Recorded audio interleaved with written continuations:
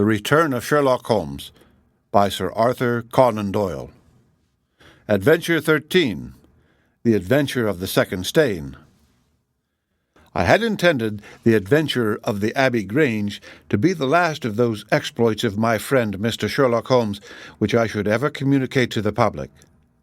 This resolution of mine was not due to any lack of material, since I have notes of many hundreds of cases to which I have never alluded, nor was it caused by any waning interest on the part of my readers in the singular personality and unique methods of this remarkable man. The real reason lay in the reluctance which Mr. Holmes had shown to the continued publication of his experiences. So long as he was in actual professional practice, the records of his successes were of some practical value to him.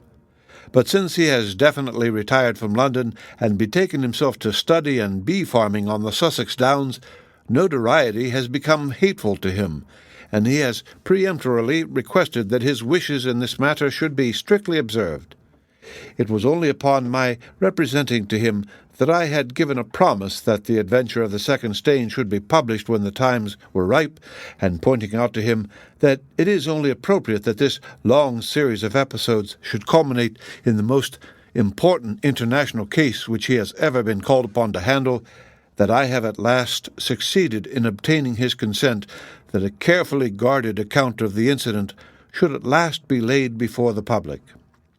If in telling the story I seem to be somewhat vague in certain details, the public will readily understand that there is an excellent reason for my reticence. It was, then, in a year and even in a decade that shall be nameless, that upon one Tuesday morning in autumn we found two visitors of European fame within the walls of our humble room in Baker Street. The one, austere, high-nosed, eagle-eyed, and dominant, was none other than the illustrious Lord Bellinger, twice Premier of Britain.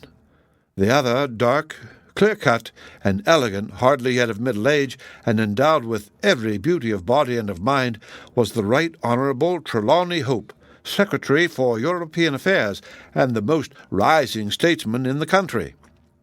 They sat side by side upon our paper-littered settee, and it was easy to see from their worn and anxious faces that it was business of the most pressing importance which had brought them. The Premier's thin, blue-veined hands were clasped tightly over the ivory head of his umbrella, and his gaunt, ascetic face looked gloomily from Holmes to me. The European Secretary pulled nervously at his moustache and fidgeted with the seals of his watch-chain. "When I discovered my loss, Mr. Holmes, which was at 8 o'clock this morning, I at once informed the Prime Minister. It was at his suggestion that we have both come to you." "Have you informed the police?" "No, sir," said the Prime Minister, with the quick, decisive manner for which he was famous. "We have not done so, nor is it possible that we should do so. To inform the police must, in the long run, mean to inform the public. This is what we particularly desire to avoid." "And why, sir?" "Because the document in question is of such immense importance that its publication might very easily, I might almost say probably, lead to European complications of the utmost moment. It is not too much to say that peace or war may hang upon the issue. Unless its recovery can be attended with the utmost secrecy, then it may as well not be recovered at all, for all that is aimed at by those who have taken it, it is that its contents should be generally known." "I understand. Now, Mr. Trelawney Hope, I should be much obliged if you would tell me exactly the circumstances under which this document disappeared." "That can be done in a very few words, Mr. Holmes. The letter, for it was a letter from a foreign potentate, was received 6 days ago. It was of such importance that I have never left it in my safe, but I have taken it across each evening to my house in Whitehall Terrace, and kept it in my bedroom in a locked dispatch box. It was there last night, of that I am certain. I actually opened the box while I was dressing for dinner, and saw the document inside. This morning it was gone. The dispatch box had stood beside the glass upon my dressing-table all night.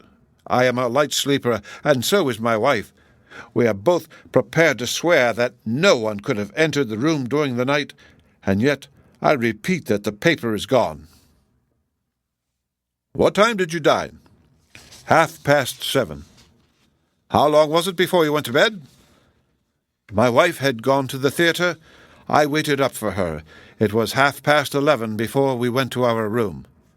"Then, for 4 hours the dispatch box had lain unguarded?" "No one is permitted ever to enter that room, save the housemaid in the morning and my valet or my wife's maid during the rest of the day. They are both trusty servants who have been with us for some time. Besides, neither of them could possibly have known that there was anything more valuable than the ordinary departmental papers in my dispatch box. Who did know of the existence of that letter?" "No one in the house." "Surely your wife knew?" "No, sir. I had said nothing to my wife until I missed the paper this morning." The Premier nodded approvingly. "I have long known, sir, how high is your sense of public duty. I am convinced that in the case of a secret of this importance, it would rise superior to the most intimate domestic ties," said he. The European secretary bowed. "You do me no more than justice, sir. Until this morning I have never breathed one word to my wife upon this matter." "Could she have guessed?" "No, Mr. Holmes, she could not have guessed, nor could anyone have guessed." "Have you lost any documents before?" "No, sir." "Who is there in England who did know of the existence of this letter?" "Each member of the Cabinet was informed of it yesterday, but the pledge of secrecy which attends every Cabinet meeting was increased by the solemn warning which was given by the Prime Minister. Good heavens! To think that within a few hours I should myself have lost it!" His handsome face was distorted with a spasm of despair, and his hands tore at his hair. For a moment we caught a glimpse of the natural man, impulsive, ardent, keenly sensitive. The next, the aristocratic mask was replaced, and the gentle voice had returned. "Besides the members of the Cabinet, there are 2 or possibly 3 departmental officials who know of the letter. No one else in England, Mr. Holmes, I assure you." "But abroad?" "I believe that no one abroad has seen it save the man who wrote it. I am well convinced that his ministers, that the usual official channels have not been employed." Holmes considered for some little time. "Now, sir, I must ask you more particularly what this document is, and why its disappearance should have such monstrous consequences." The 2 statesmen exchanged a quick glance, and the Premier's shaggy eyebrows gathered in a frown. "Mr. Holmes, the envelope is a long, thin one of pale blue colour. There is a seal of red wax, stamped with a crouching lion. It is addressed in large, bold handwriting to— I fear, sir, that, interesting and indeed essential as these details are, my inquiries must go more to the root of things. What was the letter?" "That is a state secret of the utmost importance, and I fear that I cannot tell you, nor do I see that it is necessary. If, by the aid of the powers which you are said to possess, you can find such an envelope as I described with its enclosure, you will have deserved well of your country, and earned any reward which it lies in our power to bestow." Sherlock Holmes rose with a smile. "You are 2 of the most busy men in the country," said he, "and in my own small way I have also a good many calls upon me. I regret exceedingly that I cannot help you in this matter, and any continuation of this interview would be a waste of time." The Premier sprang to his feet with that quick, fierce gleam of his deep-set eyes before which a cabinet has cowered. "I am not accustomed, sir," he began, but mastered his anger and resumed his seat. For a minute or more we all sat in silence. Then the old statesman shrugged his shoulders. "We must accept your terms, Mr. Holmes. No doubt you are right, and it is unreasonable for us to expect you to act unless we give you our entire confidence." "I agree with you, sir," said the younger statesman.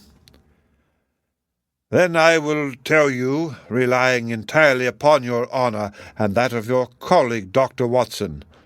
I may appeal to your patriotism also, for I could not imagine a greater misfortune for the country than that this affair should come out.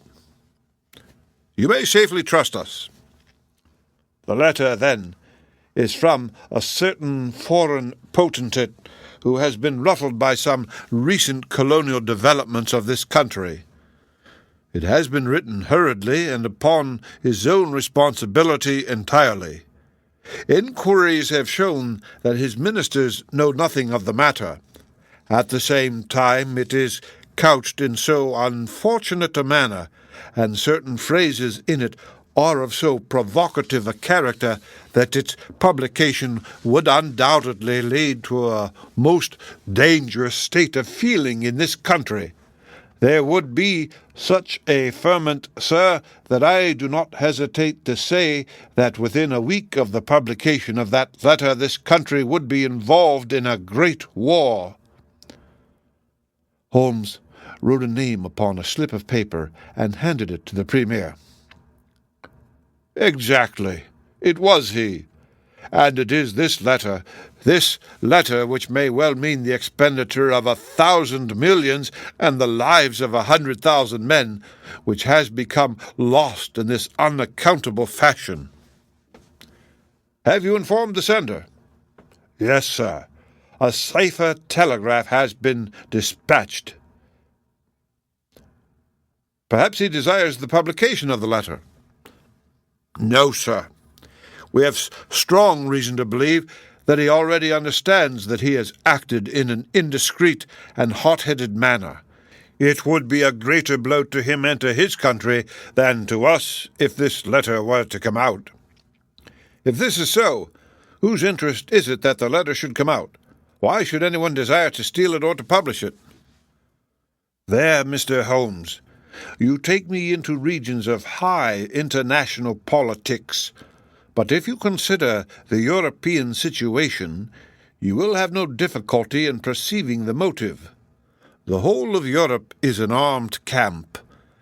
There is a double league which makes a fair balance of military power. Great Britain holds the scales. If Britain were driven into war with one confederacy, it would assure the supremacy of the other confederacy, whether they joined in the war or not. Do you follow? Very clearly. It is, then, the interest of the enemies of this potentate to secure and publish this letter so as to make a breach between his country and ours. Yes, sir. And to whom would this document be sent if it fell into the hands of an enemy? To any of the great chancelleries of Europe. It is probably speeding on its way thither at the present instant as fast as steam can take it. Mr. Trelawney Hope dropped his head on his chest and groaned aloud. The Premier placed his hand kindly upon his shoulder. It is your misfortune, my dear fellow. No one can blame you. There is no precaution which you have neglected. Now, Mr. Holmes, you are in full possession of the facts. What course do you recommend? Holmes shook his head mournfully. You think, sir, that unless this document is recovered, there will be war? I think it is very probable. Then, sir, prepare for war. That is a hard saying, Mr. Holmes. Consider the facts, sir. It is inconceivable that it was taken after 11:30 at night, since I understand that Mr. Hope and his wife were both in the same room from that hour until the loss was found out. It was taken then yesterday evening between 7:30 and 11:30, probably near the earlier hour, since whoever took it evidently knew that it was there and would naturally secure it as early as possible. Now, sir, if a document of this importance was taken at that hour, where can it be now? No one has any reason to retain it. It has been passed rapidly on to those who need it. What chance have we now to overtake or even to trace it? It is beyond our reach. The Prime Minister rose from the settee. What you say is perfectly logical, Mr. Holmes. I feel that the matter is indeed out of our hands. Let us presume, for argument's sake, that the document was taken by the maid or by the valet. They are both old and tried servants. I understand you to say that your room is on the second floor, that there is no entrance from without, and that from within no one could go up unobserved. It must then be somebody in the house who has taken it. To whom would the thief take it? To one of several international spies and secret agents whose names are tolerably familiar to me. There are 3 who may be said to be at the heads of their profession. I will begin my research by going round and finding if each of them is at his post. If one is missing, especially if he has disappeared since last night, we will have some indication as to where the document has gone." "Why should he be missing?" asked the European Secretary. "He would take the letter to an embassy in London, as likely as not." "I fancy not.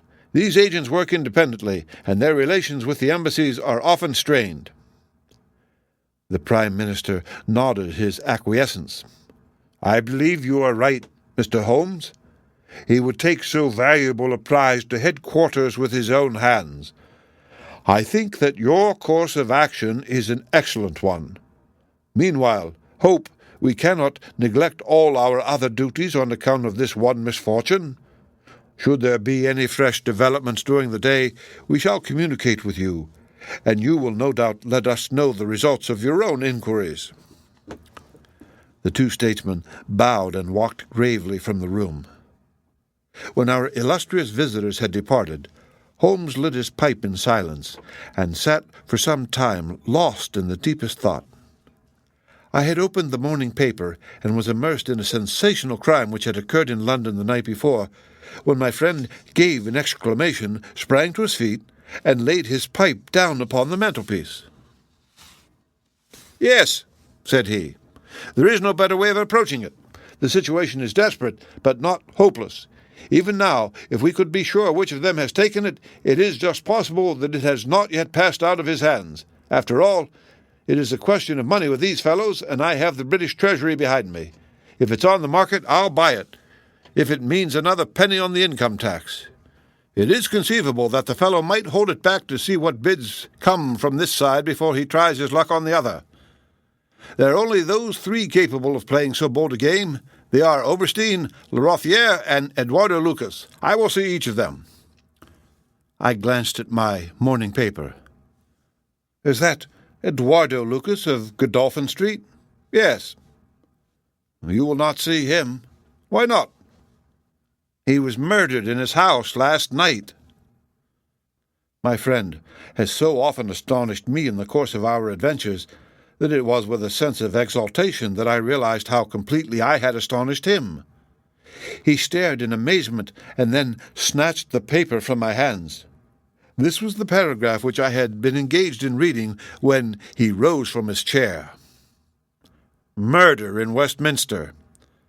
A crime of mysterious character was committed last night at 16 Godolphin Street, one of the old-fashioned and secluded rows of 18th-century houses which lie between the river and the Abbey, almost in the shadow of the great tower of the Houses of Parliament.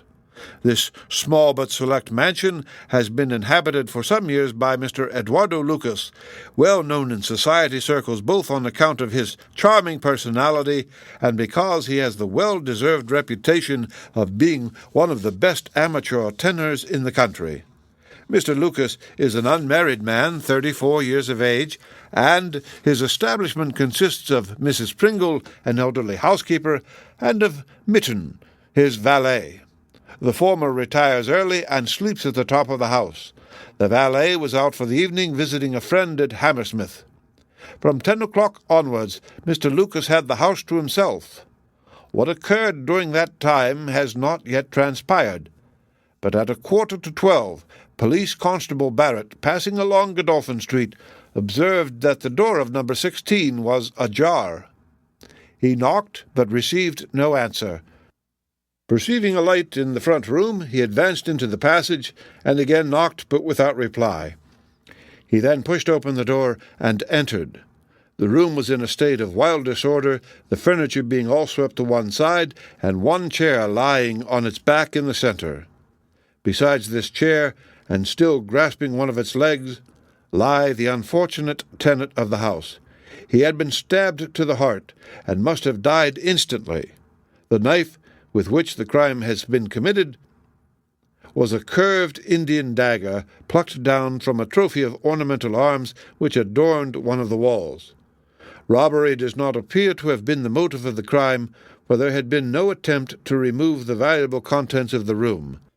Mr. Eduardo Lucas was so well known and popular that his violent and mysterious fate will arouse painful interest and intense sympathy in a wide circle of friends. "Well, Watson, what do you make of this?" asked Holmes after a long pause. "It is an amazing coincidence." "A coincidence? Here is one of the three men whom we had named as possible actors in this drama, and he meets a violent death during the very hours when we know that the drama was being enacted. The odds are enormous against its being coincidence. No figures could express them. No, my dear Watson, the two events are connected, must be connected. It is for us to find the connection." "But now the official police must know all." "Not at all. They know all they see at Godolphin Street. They know, and shall know, nothing of Whitehall Terrace. Only we know of both events, and can trace the relation between them. There is one obvious point which would in any case have turned my suspicions against Lucas. Godolphin Street, Westminster, is only a few minutes' walk from Whitehall Terrace. The other secret agents whom I have named live in the extreme West End. It was easier, therefore, for Lucas than for the others to establish a connection or receive a message from the European Secretary's household. A small thing, and yet where events are compressed into a few hours it may prove essential. Hello! What have we here?" Mrs. Hudson had appeared with a lady's card upon her salver. Holmes glanced at it, raised his eyebrows, and handed it over to me. "Ask Lady Hilda Trelawney Hope if she will be kind enough to step up," said he. A moment later, our modest apartment, already so distinguished that morning, was further honoured by the entrance of the most lovely woman in London. I had often heard of the beauty of the youngest daughter of the Duke of Belminster, but no description of it and no contemplation of colourless photographs had prepared me for the subtle, delicate charm and the beautiful colouring of that exquisite head. And yet, as we saw it that autumn morning, it was not its beauty which would be the first thing to impress the observer. The cheek was lovely, but it was paled with emotion. The eyes were bright, but it was the brightness of fever. The sensitive mouth was tight and drawn in an effort after self-command. Terror, not beauty, was what sprang first to the eye as our fair visitor stood framed for an instant in the open door. "Has my husband been here, Mr. Holmes?" "Yes, madam, he has been here." "Mr. Holmes, I implore you not to tell him that I came here." Holmes bowed coldly and motioned the lady to a chair. "Your ladyship places me in a very delicate position. I beg that you will sit down and tell me what you desire, but I fear that I cannot make any unconditional promise." She swept across the room and seated herself with her back to the window.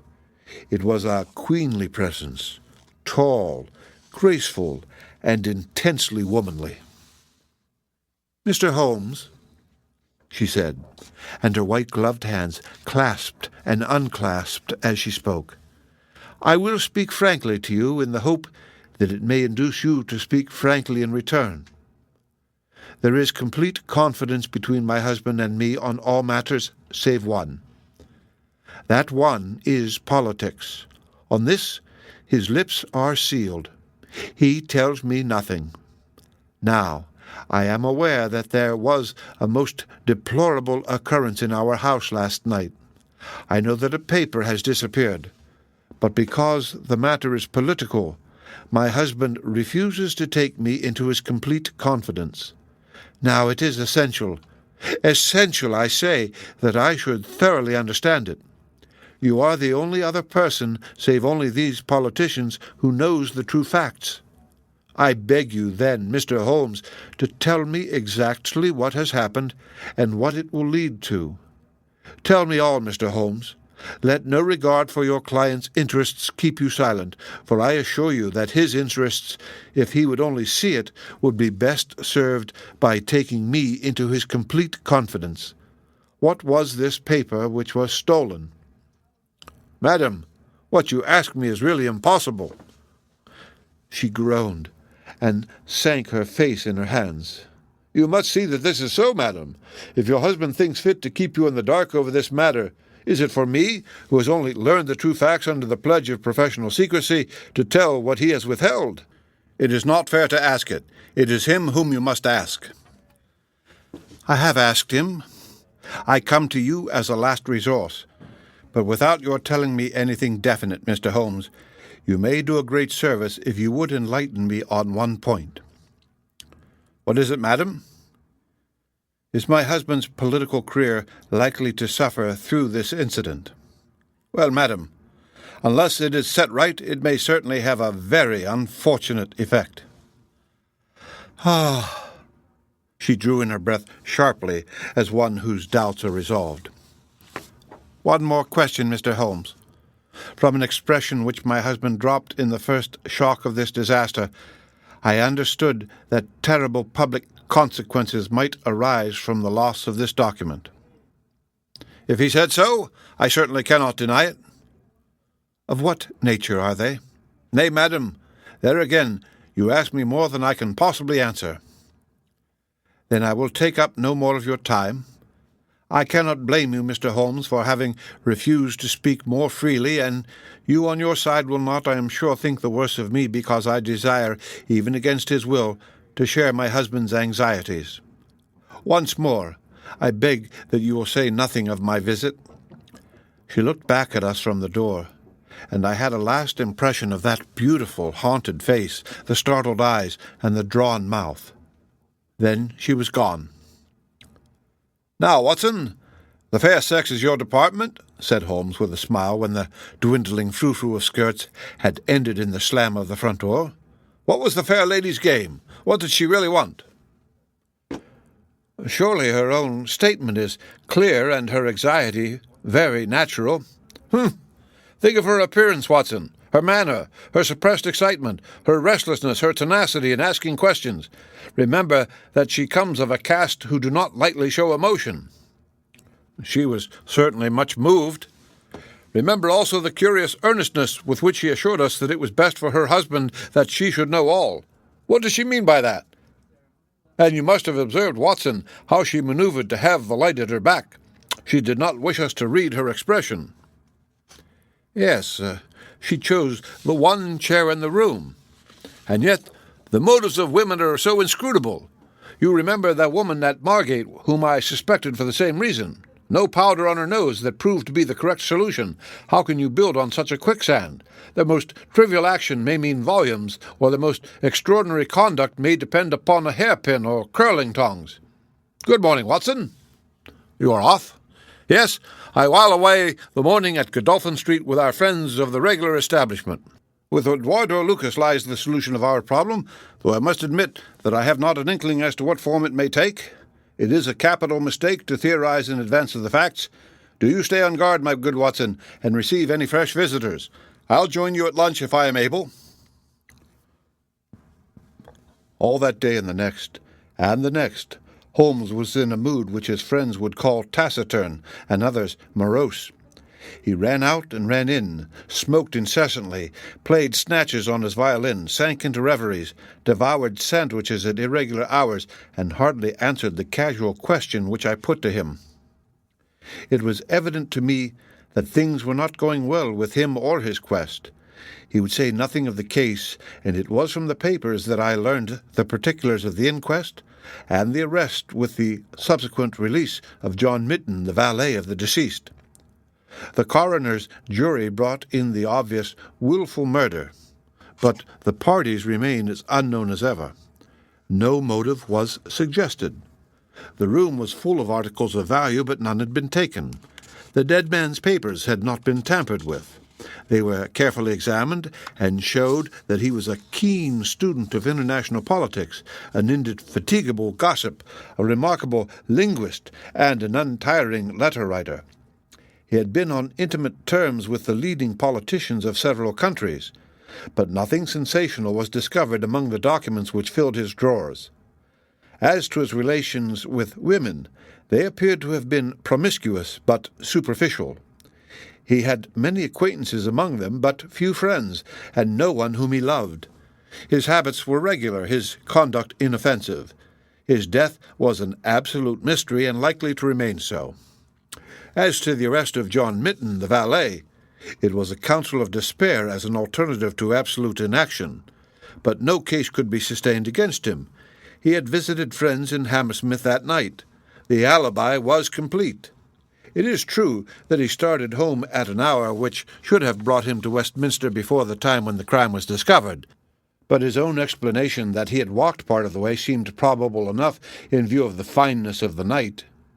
He had actually arrived at 12 o'clock, and appeared to be overwhelmed by the unexpected tragedy. He had always been on good terms with his master. Several of the dead man's possessions, notably a small case of razors, had been found in the valet's boxes, but he explained that they had been presents from the deceased, and the housekeeper was able to corroborate the story. Mitten had been in Lucas's employment for 3 years. It was noticeable that Lucas did not take Mitten on the continent with him. Sometimes he visited Paris for 3 months on end, but Mitten was left in charge of the Godolphin Street house. As to the housekeeper, she had heard nothing on the night of the crime. If our master had a visitor, he had himself admitted him. So for 3 mornings the mystery remained, so far as I could follow it in the papers.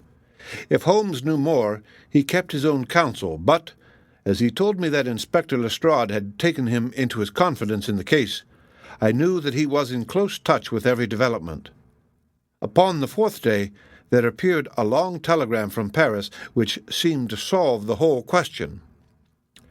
"A discovery has just been made by the Parisian police," said the Daily Telegraph, "which raises the veil which hung round the tragic fate of Mr. Eduardo Lucas, who met his death by violence last Monday night at Godolphin Street, Westminster. Our readers will remember that the deceased gentleman was found stabbed in his room, and that some suspicion attached to his valet, but that the case broke down on an alibi. Yesterday, a lady who has been known as Mademoiselle Henri Fourney, occupying a small villa in the Rue Austerlitz, was reported to the authorities by her servants as being insane. An examination showed that she had indeed developed mania of a dangerous and permanent form. On inquiry, the police have discovered that Mademoiselle Henri Fourney only returned from a journey to London on Tuesday last, and there is evidence to connect her with the crime at Westminster. A comparison of photographs has proved conclusively that Monsieur Henri Fourney and Eduardo Lucas were really one and the same person, and that the deceased had for some reason lived a double life in London and Paris. Mademoiselle Fourney, who is of Creole origin, is of an extremely excitable nature and has suffered in the past from attacks of jealousy which have amounted to frenzy. It is conjectured that it was in one of these that she committed the terrible crime which has caused such a sensation in London. Her movements upon the Monday night have not yet been traced, but it is undoubted that a woman answering to her description attracted much attention at Charing Cross Station on Tuesday morning by the wildness of her appearance and the violence of her gestures. It is probable, therefore, that the crime was either committed when insane, or that its immediate effect was to drive the unhappy woman out of her mind. At present she is unable to give any coherent account of the past, and the doctors hold out no hope of the re-establishment of her reason. There is evidence that a woman who might have been Mademoiselle Fourney was seen for some hours on Monday night watching the house in Godolphin Street. What do you think of that, Holmes? I had read the account aloud to him while he finished his breakfast. My dear Watson, said he, as he rose from the table and paced up and down the room, you are most long-suffering, but if I have told you nothing in the last 3 days, it is because there is nothing to tell. Even now, this report from Paris does not help us much. Oh, surely it is final as regards the man's death. The man's death is a mere incident, a trivial episode, in comparison with our real task, which is to trace this document and save a European catastrophe. Only one important thing has happened in the last 3 days, and that is that nothing has happened. I get reports almost hourly from the government, and it is certain that nowhere in Europe is there any sign of trouble. Now, if this letter were loose— No, it can't be loose. But if it isn't loose, where can it be? Who has it? Why is it held back? That's the question that beats in my brain like a hammer. Was it indeed a coincidence that Lucas should meet his death on the night when the letter disappeared? Did the letter ever reach him? If so, why is it not among his papers? Did this mad wife of his carry it off with her? If so, is it in her house in Paris? How could I search for it without the French police having their suspicions aroused? It is a case, my dear Watson, where the law is as dangerous to us as the criminals are. Every man's hand is against us, and yet the interests at stake are colossal. Should I bring it to a successful conclusion, it will certainly represent the crowning glory of my career. Ah, here is the latest from the front. He glanced hurriedly at the note which had been handed in. Hello! Lestrade seems to have observed something of interest. Put on your hat, Watson, and we will stroll down together to Westminster. It was my first visit to the scene of the crime, a high, dingy, narrow-chested house, prim, formal and solid like the century which gave it birth. Lestrade's bulldog features gazed out at us from the front window, and he greeted us warmly when a big constable had opened the door and let us in. The room into which we were shown was that in which the crime had been committed, but no trace of it now remained, save an ugly, irregular stain upon the carpet. The carpet was a small square drugget in the center of the room, surrounded by a broad expanse of beautiful old-fashioned wood flooring in square blocks, highly polished. Over the fireplace was a magnificent trophy of weapons, one of which had been used on that tragic night. In the window was a sumptuous writing desk, and every detail of the apartment, the pictures, the rugs, and the hangings, all pointed to a taste which was luxurious to the verge of effeminacy. "Seen the Paris news?" asked Lestrade. Holmes nodded. "Our French friends seem to have touched the spot this time. No doubt it's just as they say. She knocked at the door. Surprise visit, I guess, for he kept his life in watertight compartments. He let her in, couldn't keep her in the street. She told him how she had traced him, reproached him, one thing led to another, and then, with that dagger so handy, the end soon came. It wasn't all done in an instant, though, for these chairs were all swept over yonder, and he had one in his hand as if he had tried to hold her off with it. We've got it all clear as if we had seen it." Holmes raised his eyebrows. "And yet you have sent for me." "Ah, yes, that's another matter. A mere trifle, but the sort of thing you take an interest in. Queer, you know, and what you might call freakish. It has nothing to do with the main fact. It can't have on the face of it." "What is it, then?" "Well, you know, after a crime of this sort, we are very careful to keep things in their position. Nothing has been moved, officer in charge here day and night. This morning, as the man was buried and the investigation over, so far as this room is concerned, we thought we could tidy up a bit. The carpet. You see, it is not fastened down, only just laid there. We had occasion to raise it. We found—" "Yes, you found?" Holmes' face grew tense with anxiety. "Well, I'm sure you would never guess in 100 years what we did find. You see that stain on the carpet? Well, a great deal must have soaked through, must it not?" "Undoubtedly it must." "Well, you will be surprised to hear that there is no stain on the white woodwork to correspond." "No stain? But there must—" "Yes, so you would say, but the fact remains that there isn't." He took the corner of the carpet in his hand, and turning it over, he showed that it was indeed as he said. "But the underside is stained as is the upper. It must have left a mark." Lestrade chuckled with a delight at having puzzled the famous expert. "Now I'll show you the explanation. There is a second stain, but it does not correspond with the other. See for yourself." As he spoke, he turned over another portion of the carpet, and there, sure enough, was a great crimson spill upon the square white facing of the old-fashioned floor. "Now what do you make of that, Mr. Holmes?" "Why, it is simple enough.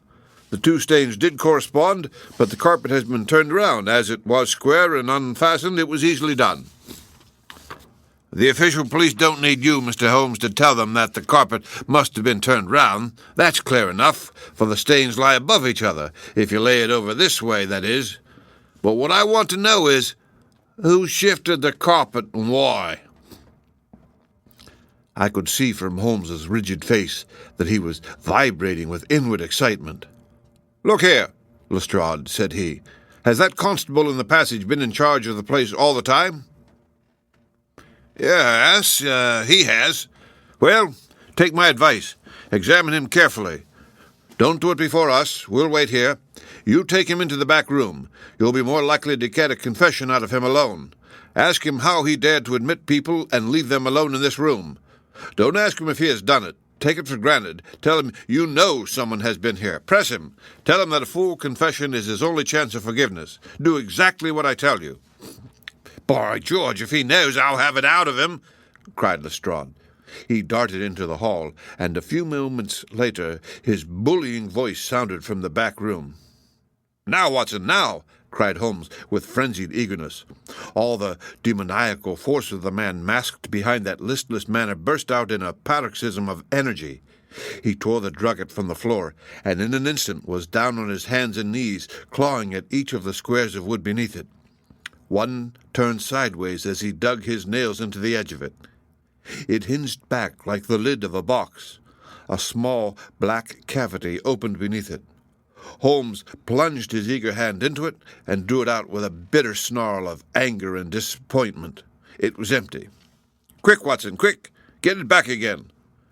The wooden lid was replaced, and the drugget had only just been drawn tight when Lestrade's voice was heard in the passage. He found Holmes leaning languidly against the mantelpiece, resigned and patient, endeavoring to conceal his irrepressible yawns. "Sorry to keep you waiting, Mr. Holmes.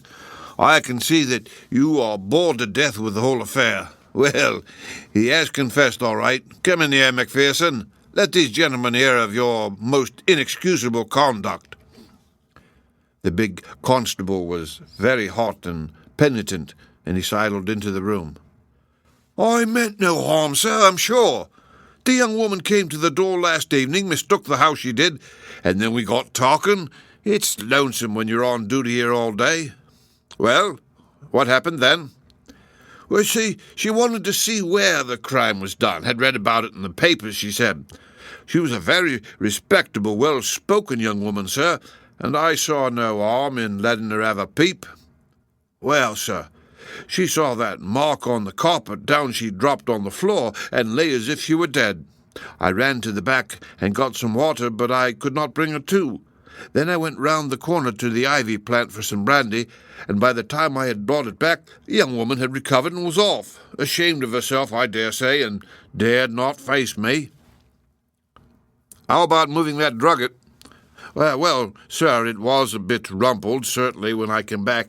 You see, she fell on it, and it lies on a polished floor with nothing to keep it in place. I straightened it out afterwards." "It's a lesson to you that you can't deceive me, Constable Macpherson," said Lestrade with dignity. "No doubt you thought that your breach of duty could never be discovered, and yet a mere glance at that drugget was enough to convince me that someone had been admitted to the room. It's lucky for you, my man, that nothing is missing, or you would find yourself in Queer Street. I'm sorry to have called you down over such a petty business, Mr. Holmes, but I thought the point of the second stain not corresponding with the first would interest you." "Certainly. It was most interesting. Has this woman only been here once, Constable?" "Yes, sir. Only once." "Who was she?" "Don't know the name, sir. Was answering an advertisement about typewriting and came to the wrong number. Very pleasant, genteel young woman, sir." "Tall? Handsome?" "Oh, yes, sir. She was a well-grown young woman. I suppose you might say she was handsome. Perhaps some would say she was very handsome." "Oh, officer, do let me have a peep," says she.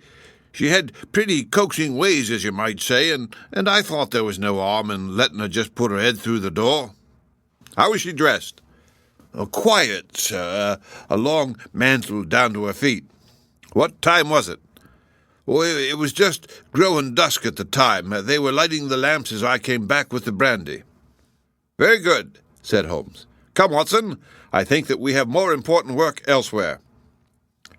As we left the house, Lestrade remained in the front room while the repentant constable opened the door to let us out. Holmes turned on the step and held up something in his hand. The constable stared intently. "Good Lord, sir!" he cried with amazement on his face. Holmes put his finger on his lips, replaced his hand in his breast pocket, and burst out laughing as we turned down the street. "Excellent," said he. "Come, friend Watson, the curtain rings up for the last act. You will be relieved to hear that there will be no war, that the Right Honourable Trelawney Hope will suffer no setback in his brilliant career, and that the indiscreet sovereign will receive no punishment for his indiscretion, that the Prime Minister will have no European complication to deal with, and that, with a little tact and management upon our part, nobody will be a penny the worse for what might have been a very ugly incident." My mind filled with admiration for this extraordinary man. "You have solved it?" I cried. "Hardly that, Watson. There are some points which are as dark as ever, but we have so much that it will be our own fault if we cannot get the rest. We will go straight to Whitehall Terrace and bring the matter to a head." When we arrived at the residence of the European Secretary, it was for Lady Hilda Trelawney Hope that Sherlock Holmes inquired. We were shown into the morning room. "Mr. Holmes," said the lady, and her face was pink with her indignation, "this is surely most unfair and ungenerous upon your part. I desired, as I have explained, to keep my visit to you a secret, lest my husband should think that I was intruding into his affairs, and yet you compromise me by coming here and showing that there are business relations between us." "Unfortunately, madam, I had no possible alternative. I have been commissioned to recover this immensely important paper. I must therefore ask you, madam, to be kind enough to place it in my hands." The lady sprang to her feet, with the colour all dashed in an instant from her beautiful face. Her eyes glazed. She tottered. I thought that she would faint. Then, with a grand effort, she rallied from the shock, and a supreme astonishment and indignation chased every other expression from her features. You insult me, Mr. Holmes." Come, madam, it is useless. Give up the letter." She darted to the bell. "The butler shall show you out." "Do not ring, Lady Hilda. If you do, then all my earnest efforts to avoid a scandal will be frustrated. Give up the letter, and all will be set right. If you will work with me, I can arrange everything. If you work against me, I must expose you." She stood, grandly defiant, a queenly figure, her eyes fixed upon his as if she would read his very soul. Her hand was on the bell, but she had forborne to ring it. "You are trying to frighten me. It is not a very manly thing, Mr. Holmes, to come here and browbeat a woman. You say that you know something. What is it that you know?" "Pray sit down, madam. You will hurt yourself there if you fall. I will not speak until you sit down." "Thank you." "I give you 5 minutes, Mr. Holmes." "One is enough, Lady Hilda. I know of your visit to Eduardo Lucas, of your giving him this document, of your ingenious return to the room last night, and of the manner in which you took the letter from the hiding-place under the carpet." She stared at him with an ashen face and gulped twice before she could speak. "You are mad, Mr. Holmes. You are mad," she cried at last. He drew a small piece of cardboard from his pocket. It was the face of a woman cut out of a portrait. "I have carried this because I thought it might be useful," said he. "The policeman has recognized it." She gave a gasp, and her head dropped back in the chair. "Come, Lady Hilda, you have the letter. The matter may still be adjusted. I have no desire to bring trouble to you. My duty ends when I have returned the lost letter to your husband. Take my advice and be frank with me. It is your only chance." Her courage was admirable. Even now she would not own defeat. "I tell you, Mr. Holmes, that you are under some absurd illusion." Holmes rose from his chair. "I am sorry for you, Lady Hilda. I have done my best for you. I can see that it is all in vain." He rang the bell. The butler entered. "Is Mr. Trelawney Hope at home?" "He will be home, sir, at 1:15." Holmes glanced at his watch. "Still a quarter of an hour," said he. "Very good. I shall wait." The butler had hardly closed the door behind him when Lady Hilda was down on her knees at Holmes's feet, her hands outstretched, her beautiful face upturned and wet with her tears. "Oh, spare me, Mr. Holmes, spare me!" she pleaded in a frenzy of supplication. "For heaven's sake, don't tell him. I love him so. I would not bring one shadow on his life, and this, I know, would break his noble heart." Holmes raised the lady. "I am thankful, madam, that you have come to your senses even at this last moment. There is not an instant to lose. Where is the letter?" She darted across to a writing desk, unlocked it, and drew out a long blue envelope. "Here it is, Mr. Holmes. Would to heaven I had never seen it." "How can we return it?" Holmes muttered. "Quick, quick! We must think of some way. Where is the dispatch box?" "Still in his bedroom." "What a stroke of luck! Quick, madam, bring it here." A moment later, she had appeared with a red flat box in her hand. "How did you open it before?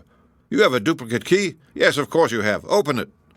From out of her bosom, Lady Hilda had drawn a small key. The box flew open.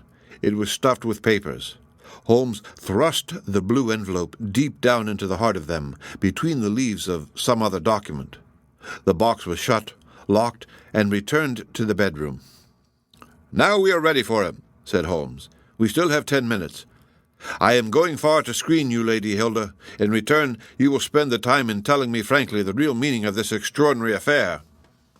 "Mr. Holmes, I will tell you everything," cried the lady. "Oh, Mr. Holmes, I would cut off my right hand before I give him a moment of sorrow. There is no woman in all London who loves her husband as I do, and yet, if he knew how I acted, how I have been compelled to act, he would never forgive me, for his own honour stands so high that he could not forget or pardon a lapse in another. Help me, Mr. Holmes. My happiness, his happiness, our very lives are at stake." "Quick, madam, the time grows short." "It was a letter of mine, Mr. Holmes, an indiscreet letter written before my marriage, a foolish letter, a letter of an impulsive, loving girl. I meant no harm, and yet he would have thought it criminal. Had he read that letter, his confidence would have been forever destroyed. It is years since I wrote it. I had thought that the whole matter was forgotten. Then, at last, I heard from this man, Lucas, that it had passed into his hands, and that he would lay it before my husband.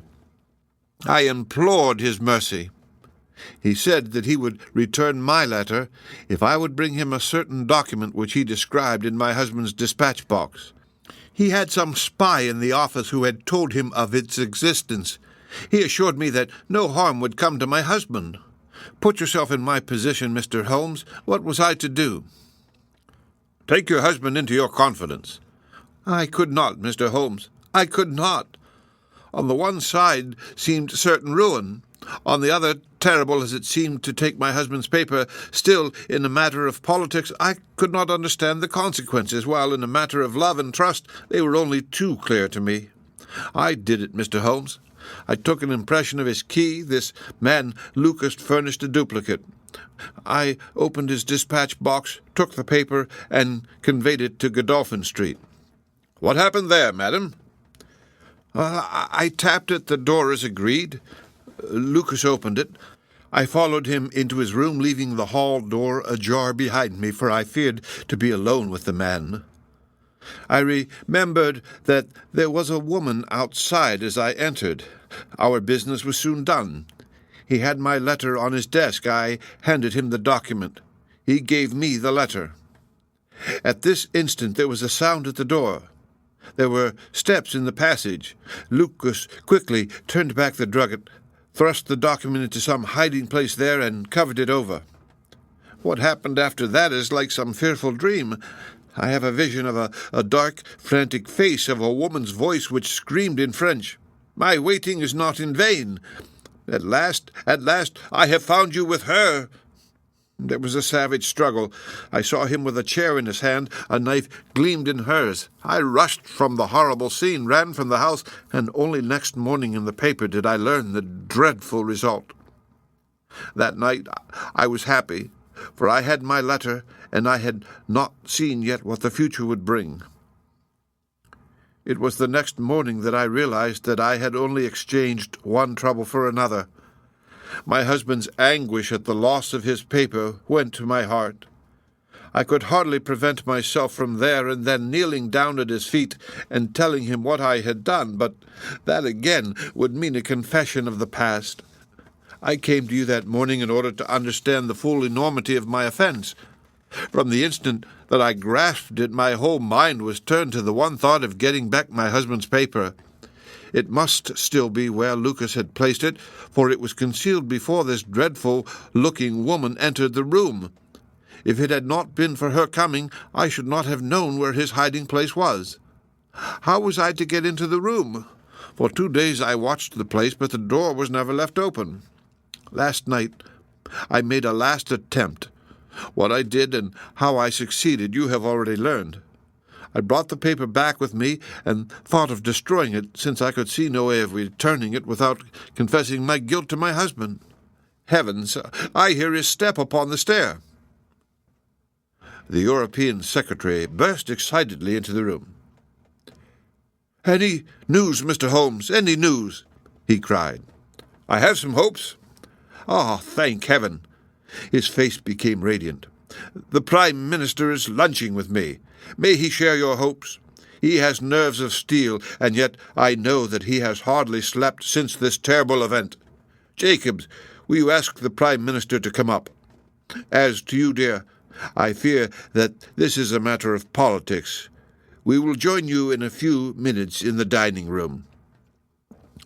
The Prime Minister's manner was subdued, but I could see by the gleam of his eyes and the twitching of his bony hands that he shared the excitement of his young colleague. "I understand that you have something to report, Mr. Holmes?" "Purely negative as yet," my friend answered. "I have inquired at every point where it might be, and I am sure that there is no danger to be apprehended." "But that is not enough, Mr. Holmes. We cannot live forever on such a volcano. We must have something definite." "I am in hope of getting it. That is why I am here. The more I think of the matter, the more convinced I am that the letter has never left this house." "Mr. Holmes, if it had, it would certainly have been public by now. But why should anybody take it in order to keep it in his house?" "I'm not convinced that anybody did take it." "Then how could it leave the dispatch box?" "I'm not convinced that it ever did leave the dispatch box." "Mr. Holmes, this joking is very ill-timed. You have my assurance that it left the box." "Have you examined the box since Tuesday morning?" "No, it was not necessary." "You may have conceivably overlooked it." "Impossible, I say." "But I am not convinced of it. I have known such things to happen. I presume there are other papers there. Well, it may have got mixed with them." "It was on the top." "Someone may have shaken the box and displaced it." No, I had everything out." "Surely it is easily decided, Hope," said the Premier. "Let us have the dispatch box brought in." The secretary rang the bell. "Jacobs, bring down my dispatch box.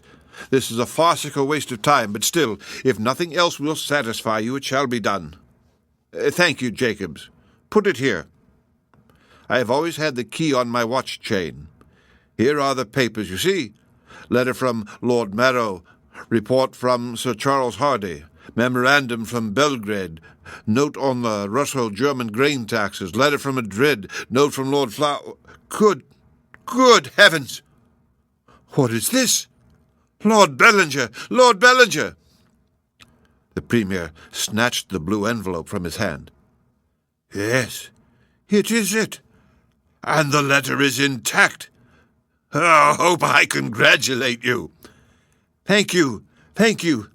What a weight from my heart. But this is inconceivable. Impossible. Mr. Holmes, you're a wizard, a sorcerer. How did you know it was there? Because I knew it was nowhere else. I cannot believe my eyes. He ran wildly to the door. Where is my wife? I must tell her that all is well. Hilda! Hilda! We heard his voice on the stairs. The Premier looked at Holmes with twinkling eyes. "Come, sir," said he. "There is more in this than meets the eye. How came the letter back in the box?" Holmes turned away, smiling from the keen scrutiny of those wonderful eyes. "We also have diplomatic secrets," said he, and picking up his hat, he turned to the door. The end of Adventure 13. Read by Rick Kishner for Lit2Go on the web at fcit.usf.edu.